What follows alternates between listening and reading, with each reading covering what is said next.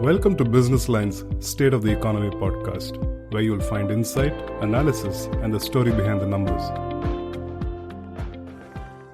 Namaskar, welcome to the latest episode of State of Economy, where we are going to talk about some of the high-frequency economic indicators which have been made public during last 3 to 4 days. And to talk about all those and to decode all those data, we have with us Aditi Nair. She is Chief Economist with ICRA. Welcome, Aditi. Thank you. Aditi, my first question to you about the PMI manufacturing, which has been out on Monday, and that shows that it is 3-month low. Should we read much into that?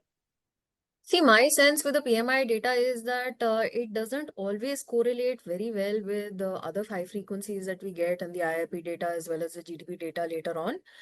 Because the PMI methodology is quite different from a lot of the other data points that we have. While, of course, it's useful because it gives us a very early signal. But in any case, while the PMI may be at a 3-month low, it's still very well in the expansionary zone. So I don't think it's really signaling too much of a slowdown. Sometimes we do tend to see trends like this from 1 month to the next, which may not necessarily be borne out by the other data. And in any case, I think right now we are in a period of quite a bit of flux, especially some export-oriented industries that may have seen a lot of pushing out of orders in April and a subsequent sort of lull compared to that in May. I think things might even out over the course of the quarter. Okay. Aditi, now coming to GST data, normally it is very unusual in the month of May when we see a very high growth in GST collection. But this year, we are seeing 2 lakh crore plus, which is a second successive month. Even the net collection is also very high. What should we understand from that?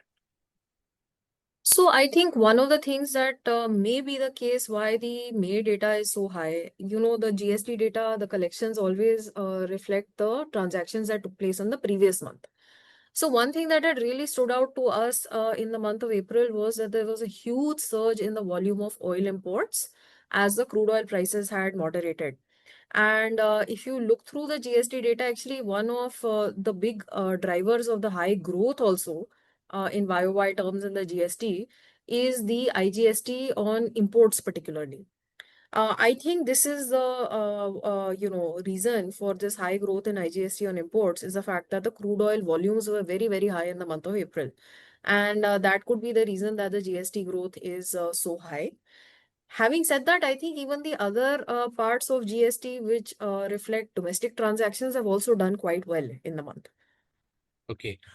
Do you see that the consumption, especially in urban area, I mean, there are a lot of talk about consumption situation. Rural consumption is, of course, is doing well, but some concern about the urban consumption. Correlating with GST data, do you see any kind of slowdown in urban consumption, or do you see that it has picked up from what we had earlier?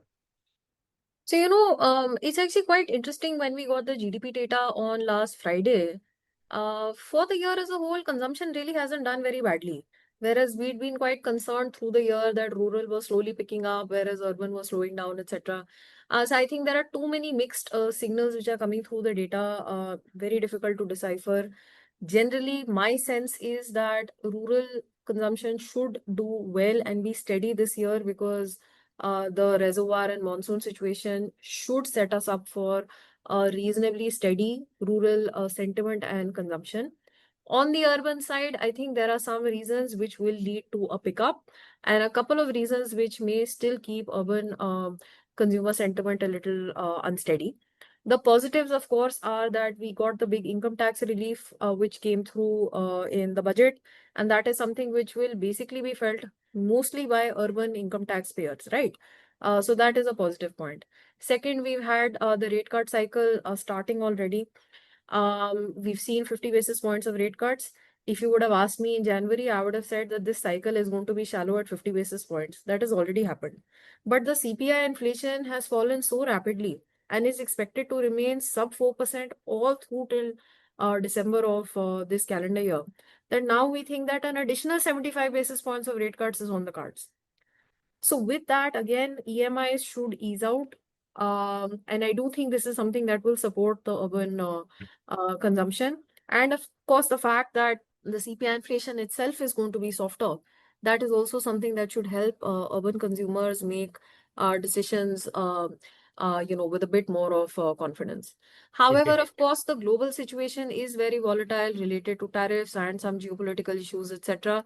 So there may be some sectors which are going to be more negatively impacted, and consumption related to the households that are dependent on those sectors may therefore not pick up very strongly this year.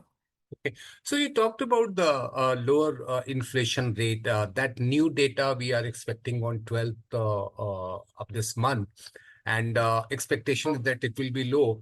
At the same time, do you see that more than 25 basis point cut when the Monetary Policy Review Committee will conclude its meeting this week? So this week, our expectation is that there is a very, very high likelihood of a 25 basis points rate cut. We were of the view that if we got a negative surprise in the GDP data, the MPC may consider doing a front load.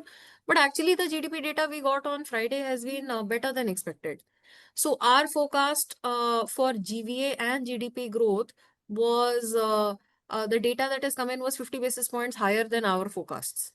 And that's pretty solid.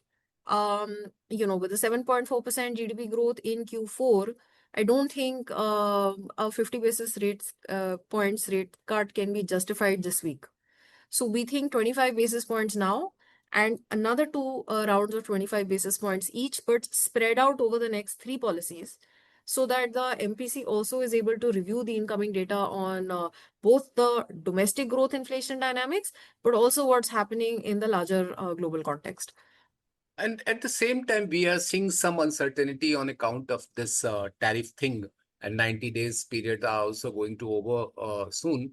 So do you see that the global uncertainty or the global factors will have much way on our economy than the domestic one? See, from the MPC's point of view, I think the domestic growth inflation dynamics need to be kept completely center stage right now. Okay. But overall, if I look at how the global issues are going to affect our economy, I think the biggest fallout is going to be on private consumption. I do think it's going to end up getting delayed, particularly in the sectors that are quite dependent on exports, or those sectors where imports can come in very easily and which are very price sensitive in terms of import competitiveness. Okay. And one concern is there that the private capex may not pick up. Even the Finance Ministry monthly economic review has also highlighted that going by this global scenario, private and also the tight liquidity situation at global level, private capex may not pick up. So do you see that this kind of apprehension has some weight? Yes, we do. Unfortunately, I mean, like I was saying, we think this is going to be the biggest fallout of the tariff-related uncertainty, is that the decisions to go in for private capex may end up getting delayed. We had a growth forecast of 6.5% for the Indian economy for FY26 prior to the tariff-related issues from the US. We subsequently lowered it to 6.2%, mainly because of this concern that in such an uncertain environment, private capex may end up getting delayed. And we're holding on to the 6.2% growth forecast for FY26, in spite of the FY25 growth having come in a little higher than what we were expecting. Okay. Now, my final question to you, Aditi, that going by the current situation, and when the government is saying that we may end up at 6.3% if the things, what we call as the business as usual, but if the urban consumption picks up, we may go up to 6.8%. Do you share this optimism, or do you stick to 6.2%, which you have projected? See, there are definitely some things that can lead to an upside. One of the things that we're looking forward to seeing is how quickly the government's own expenditure kicks off in the year. So, for instance, when we got the fiscal data for the month of April, we've seen a very high growth in government capex. And it's not on a small base, it's on a pretty solid base. In any case, capex has been overshot last year. So these are good signs. And if we can get early, strong momentum in capex, I think that is definitely something that could lead to us increasing our growth forecast for the full year. But I think right now situation is quite fluid, and we would like to wait and watch. Even if the monsoon, I always say above normal is preferable to below normal. But above normal monsoon also comes with some risks, particularly periods of concentrated rainfall, which can be more harmful than beneficial for agriculture. And also, every sector doesn't thrive with high volume of rainfall. Obvious sectors that don't do well are the ones which are dependent on the summer being the peak season. Things like, your ACs and fridges and things like that. Electricity demand itself falls, both from household and agriculture, when the rains are bountiful. So a little bit of a fluid situation right now, and we'd like to reserve our call in terms of increasing the growth forecast until there is more certainty that the positives that we're hoping will actually materialize. Thank you, Aditi. Thank you very much. Thank you.